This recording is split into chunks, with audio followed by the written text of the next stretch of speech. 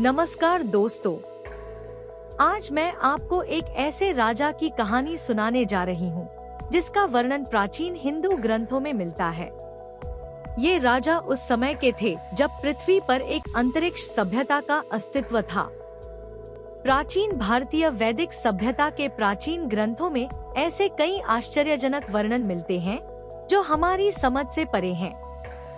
चाहे वो मिस्र के लोग हों, यूनानी, सुमेरियन या फिर भारतीय, सभी प्राचीन संस्कृतियों के साहित्य में देवताओं द्वारा पृथ्वी पर आने की विस्तृत कहानियां और घटनाएं मिलती हैं। संदेहवादी इन लेखों को मिथकों के रूप में खारिज कर देते हैं, लेकिन क्या ये संभव नहीं है कि प्राचीन लोगों ने वो बताया हो जो उन्होंने अपनी आंखों से देखा था? और ये भी गौर करने वाली बात है कि वो ऐसी घटनाओं का वर्णन कैसे कर सकते थे जो उन्नत वैज्ञानिक सिद्धांतों से संबंधित हैं, जो हजारों साल बाद खोजे जाने वाले थे। भागवत पुराण में राजा मुचुकुंद की कहानी मिलती है, जो हिंदू संस्कृति में एक महत्वपूर्ण ग्रंथ है और माना जाता है कि इसे कम से कम 4000 साल पहले लिखा गया था। राजा मुचुकुंद अपने समय के एक बहुत शक्तिशाली राजा थे और वो त्रेता युग के थे, जो हिंदू कालगणना में दूसरा युग है। हिंदू धर्म में समय को चक्रीय माना जाता है और एक पूरे समय के चक्र को महायुग कहा जाता है, जिसे 4 युगों में बांटा गया है: सतयुग, त्रेता युग, द्वापर युग और कलयुग। हम वर्तमान में कलयुग में रह रहे हैं, जो चौथा और अंतिम युग है। पिछले सभी युगों की सभ्यताएं भयंकर प्रलयों और हिंसक युद्धों से नष्ट हो गई थी। राजा मुचुकुंद दूसरे युग के थे, जब मनुष्यों का देवताओं के साथ अच्छा संबंध था।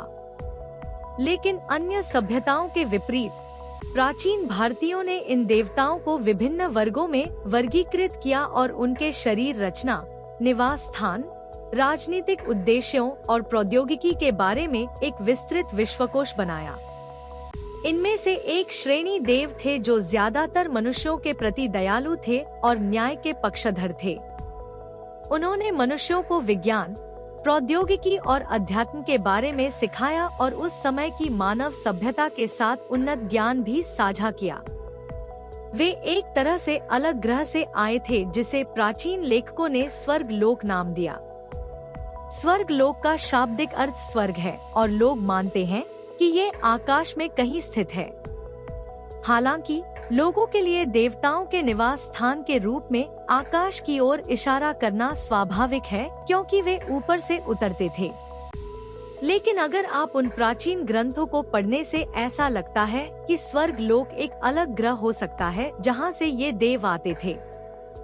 पद्म पुराण जैसे प्राचीन हिंदू ग्रंथों में अन्य गैरमानव सभ्यताओं और बुद्धिमान प्राणियों का वर्णन भी मिलता है, लेकिन देवों के असली कट्टर दुश्मन असुर थे। असुर ज्यादातर मनुष्य भक्षी थे, जो मनुष्यों का अपहरण और शिकार करते थे। असुरों का केवल एक ही उद्देश्य था और वो था देवों के ग्रह पर कब्जा करना। वे शक्तिलोलुप और लालची प्राणी थे, जो पूरे ब्रह्मांड पर शासन करना और उसके सभी संसाधनों को अपने कब्जे में लेना चाहते थे। उन्होंने पृथ्वी पर भी नियंत्रण करने की कोशिश की थी, लेकिन देवों की मदद और समर्थन के कारण पृथ्वी अधिकांश समय अविजित रही। हर राजा को असुरों के बारे में जानना पड़ता था और उनके भयानक हमलों से ग्रह को बचाने के तरीके तैयार करने पड़ते थे। राजा मुचुकुंद युद्ध की रणनीतियों और असुरों को हराने में माहिर थे। जब मुचुकुंद पृथ्वी पर शासन कर रहे थे, उस समय देवता अपनी अति संलग्नता और लापरवाह रवैये के कारण कमजोर हो गई थी। असुर उस समय का इंतजार कर रहे थे जब वे स्वर्ग लोक पर हमला कर सकें और पूरे ग्रह पर कब्जा कर सकें। असुरों और देवों के बीच एक भयानक अंतरिक्ष युद्ध हुआ, जिसमें देवों की सेना हार रही थी। उन्हें मदद की जरूरत थी, क्योंकि असुर पहले से कहीं अधिक मजबूत हो गए थे। उस निराशा के क्षण में देवों ने राजा मुचुकुंद से मदद मांगी, क्योंकि उन्हें असुर जाति के बारे में बेहतर जानकारी थी।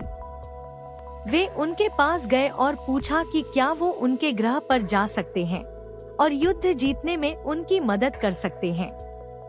राजा भूतकाल में मानव जाति की मदद करने के लिए देवों के प्रयासों से अच्छी तरह वाकिफ थे, इसलिए उन्होंने बिना किसी हिचकिचाहट के स्वर्ग लोक जाने और युद्ध जीतने में उनकी मदद करने पर सहमति जता दी। ये लिखा है कि राजा उस विमान में सवार हुए जिसमें देव पृथ्वी पर आए थे और एक पल में वो स्वर्ग लोक पहुँच गए। ये तकनीक टेलीपोर्टेशन या प्रकाश की गति से तेज यात्रा के समान लगती है। युद्ध लगभग 1 महीने तक चला और अंततः देव असुरों को हराने और अपने ग्रह को बचाने में कामयाब रहे। राजा मुचुकुंद की युद्ध रणनीतियाँ और असुरों के बारे में विस्तृत जानकारी उनकी जीत में महत्वपूर्ण साबित हुई। इसलिए जब युद्ध खत्म हुआ तो देवों ने मुचुकुंद से युद्ध में उनकी महान सेवा के बदले में कुछ भी मांगने का अनुरोध किया। राजा ने जवाब दिया कि भूतकाल में मानव जाति के प्रति उनकी उदारता के लिए देवों की मदद करना उनका नैतिक कर्तव्य था। वो कुछ नहीं चाहते थे और बस अपने परिवार और राज्य के पास जाना चाहते थे। अब यहाँ कहानी एक पूरी तरह से अलग मोड़ लेती है। देवों ने झिझकते हुए उन्हें बताया कि उनका परिवार और साथ ही उनका राज्य अब मौजूद नहीं है। पृथ्वी अब एक पूरी तरह से अलग जगह है। राजा के स्वर्ग लोक पहुंचने के बाद से पृथ्वी पर कई हजार साल बीत चुके हैं। देवों ने उन्हें समझाया कि पृथ्वी और उनके ग्रह पर समय अलग अलग गति से चलता है।